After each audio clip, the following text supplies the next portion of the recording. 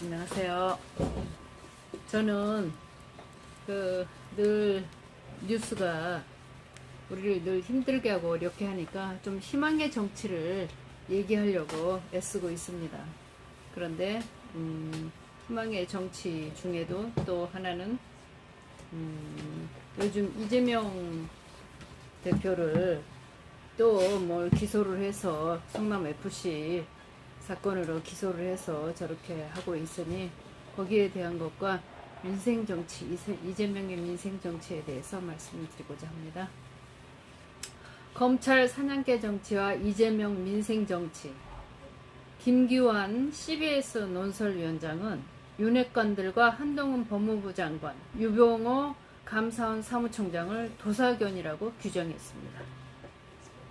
검찰 출신 변호사들의 말에 의하면 이러다 검찰이 망한다며 도사견 정치를 끝내야 한다고들 합니다. 다른 사람들은 다들 지금 걱정을 하고 있다는 뜻입니다. 도사견이란 굉장히 용감하고 주인에게 충성하지만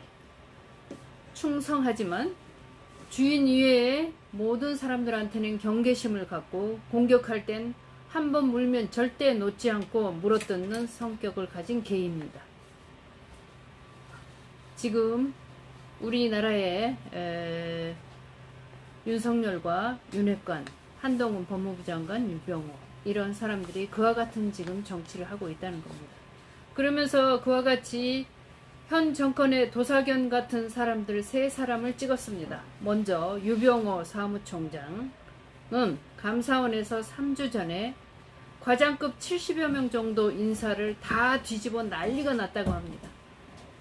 그러면서 유병호 사무총장이 그 스타일이 몰아붙이는 검사 특수부 수사기법으로 감사를 하는 사람이며 최재형 감사원장 시절에는 최재형이 원전 감사가 자기 뜻대로 되지 않으니 변방에 있던 유병호를 발탁해 원전 감사 비리를 감사하게 했다고 합니다.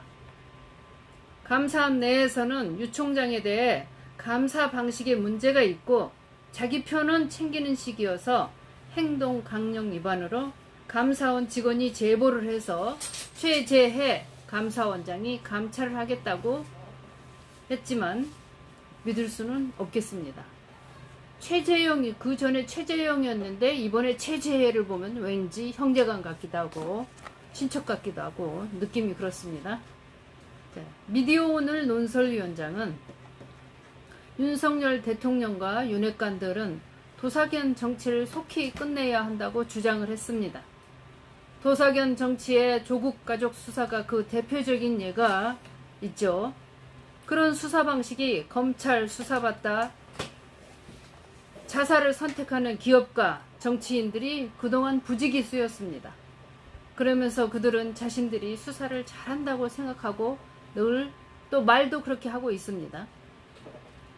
그런데 이번에 또 이재명 대표를 성남FC 제3자 뇌물죄라 하여 기소를 했습니다.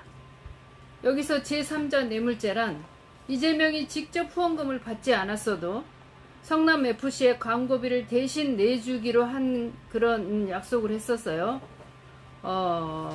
그런데 이게 성남의 그 사장격을 맡고 있는 사람이 성남시장이에요. 누구든 성남시장은 아마 맞는 걸로 알고 있습니다.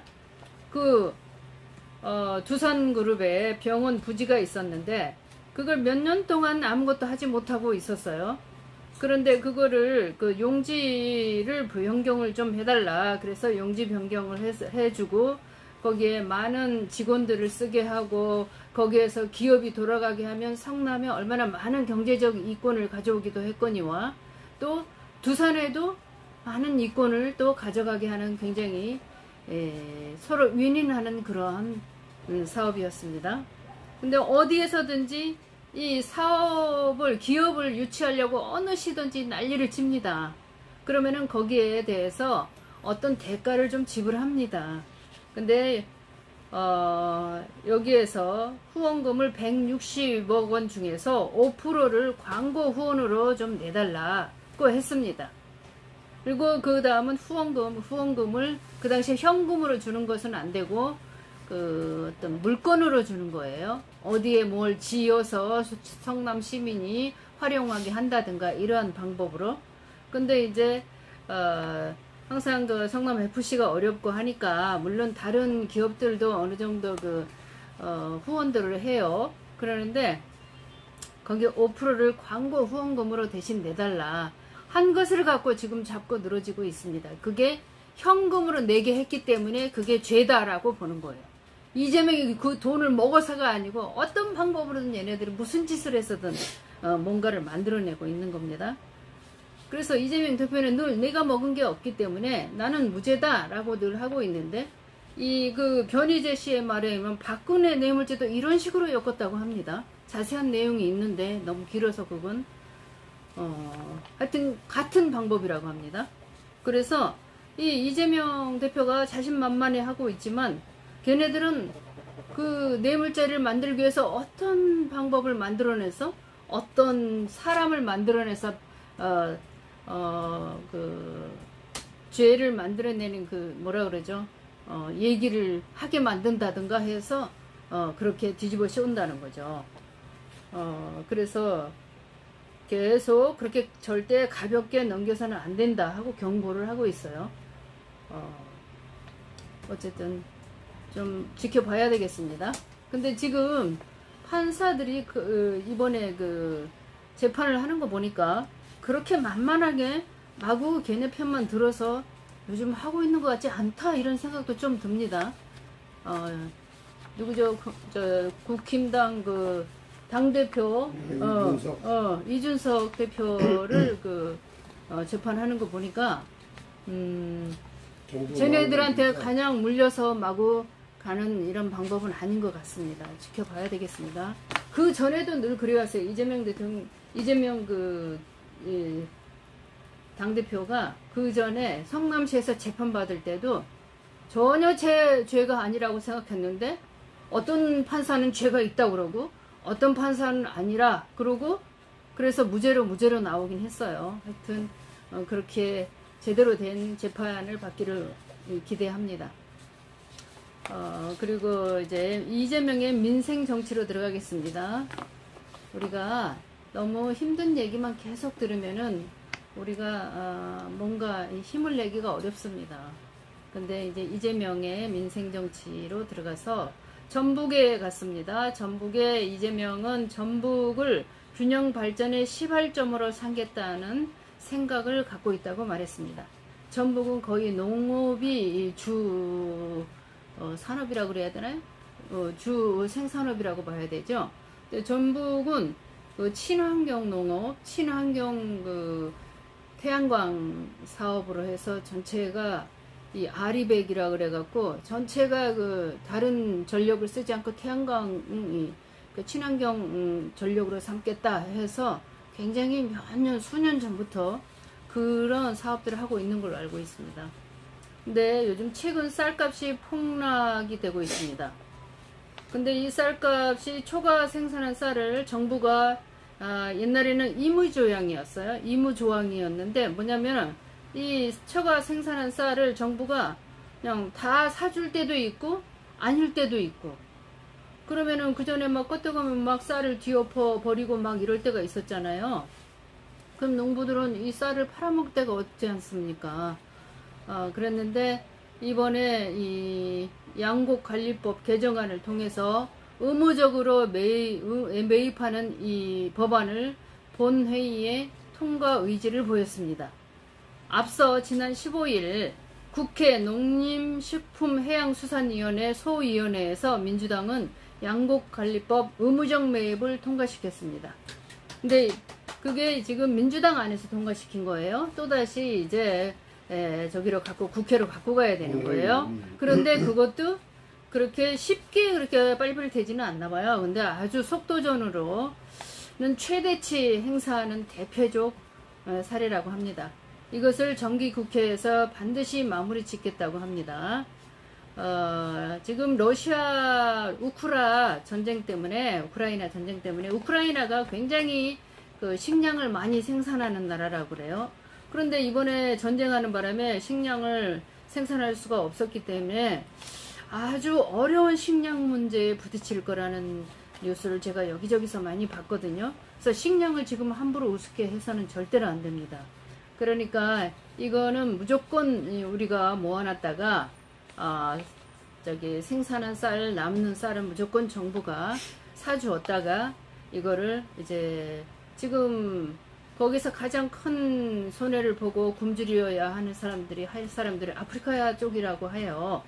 그러면 그런 쪽에도 팔기도 하고 또 유럽이나 이런 쪽도 굉장히 어려워진다고 하는데 지금 농사를 못 지었기 때문에 이때 이런 이유도 있거니와 그리고 농부들을 쌀을 생산했는데 팔지 못하면 농부들은 그걸 어떻게 할 수가 없잖아요.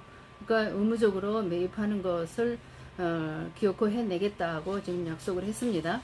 근데 그거는 윤석열이도 선거 전에 약속을 했었어요. 그런데 이렇게 지금 민주당이 막 앞서서 뭔가를 하고 있으니까 뭐라고 그러냐면 권성동이 뭐라고 그러냐면 대통령이 거부권을 행사하도록 하겠다고 엄포를 놓고 있습니다. 근데 윤석열이 선거 전에는 자기네도 임의적이 아니라 의무적으로 매입을 하겠다라고 말을 했으니까 자기는 이거 밀고 가겠다라고 얘기를 하고요. 근데 권성동이는 왜 자꾸 이렇게 안티를 거는지 모르겠습니다. 자, 전번에 어떤 검찰법도 여기법도 권성동이 반대해갖고 다시 미뤘잖아요. 권성동이 한대고 했는데 한동훈이 그거는 또 잡았죠. 안 된다고 이러면서. 그러니까 이거 윤석열은 권성동이한테도 밀리고 한동훈이한테도 밀려요. 가끔 보면 중요한 법안들도. 그 다음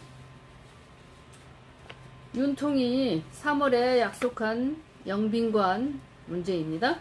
자, 영빈관은 청와대 안에 있는 영빈관을 쓰기로 약속을 했었어요. 3월달에.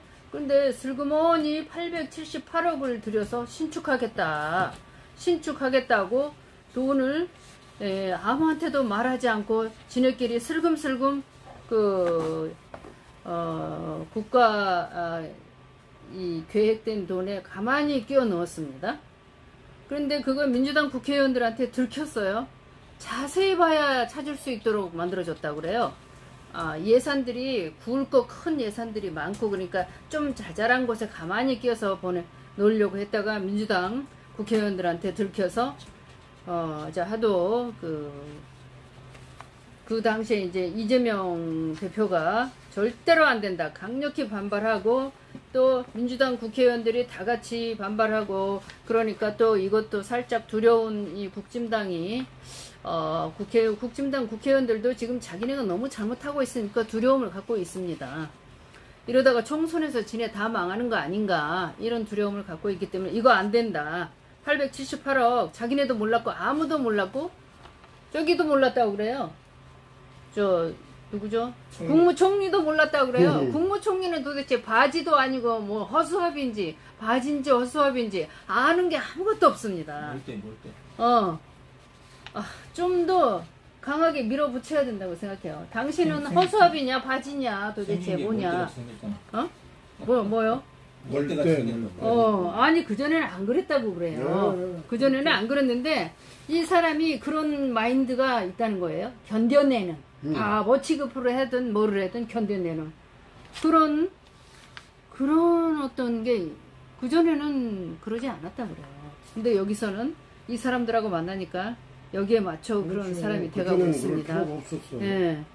그런데 왜 그 자존심을 꺾고 이딴 짓을 그걸 맡아서 하고 있는지 참 한심한 생각이 듭니다. 근데 이제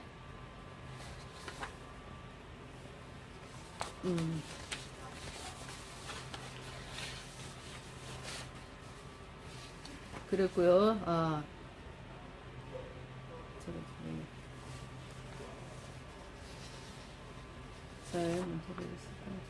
페이지를 아니 적어놨는데 4번에 자 윤 정권이 지금 또 이재명 대표가 하는 일에 대해서 이제 좀 더 보겠습니다.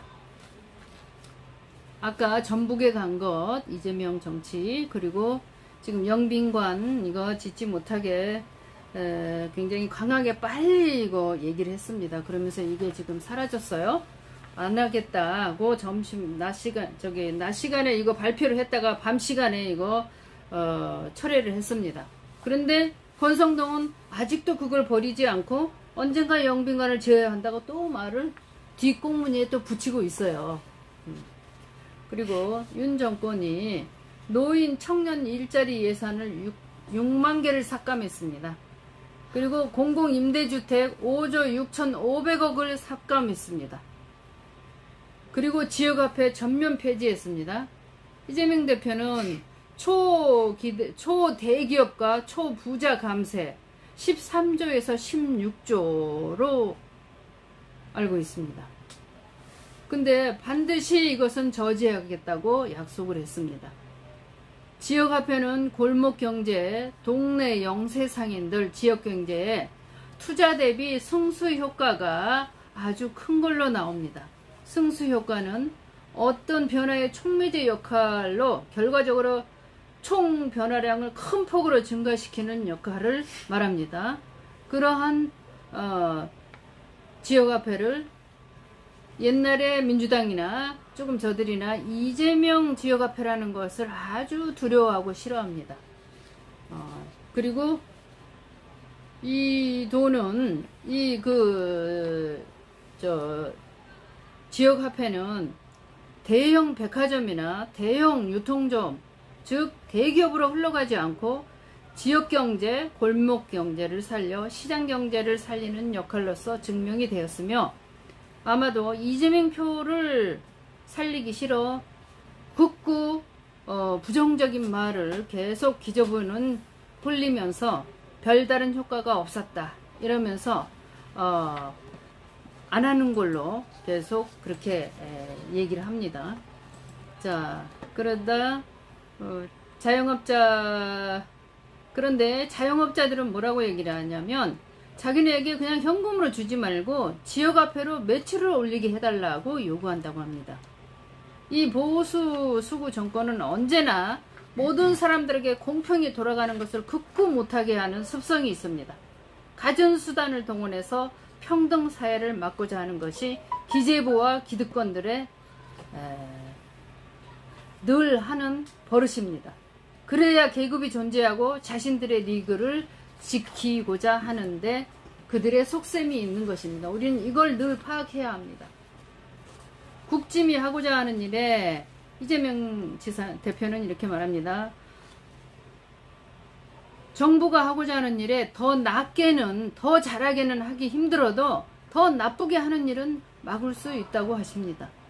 이재명과 민주당은 민생을 살려야 하는데 앞장서서 아수라장판인 국힘당을 견인해내야 하며 세금이 마구 헛되이 쓰이지 않도록, 즉 김건희 윤석열 정권으로부터 지켜야 합니다.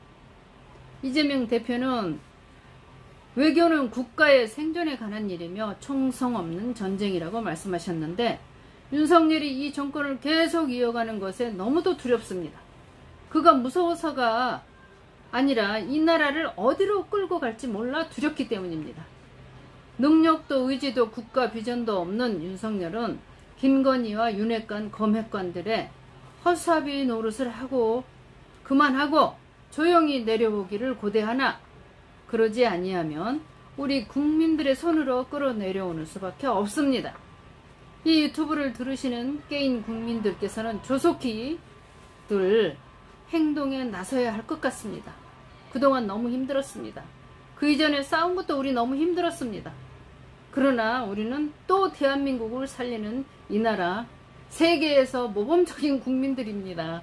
여러분, 매주 토요일 청계천으로 나와 함께들 싸워주셔야 할 것 같습니다. 올해가 지나기 전 탄핵으로 끝을 내야 된다고 생각합니다. 여러분, 다시 힘을 내 함께 하십시다. 대한민국 국민 만세. 네.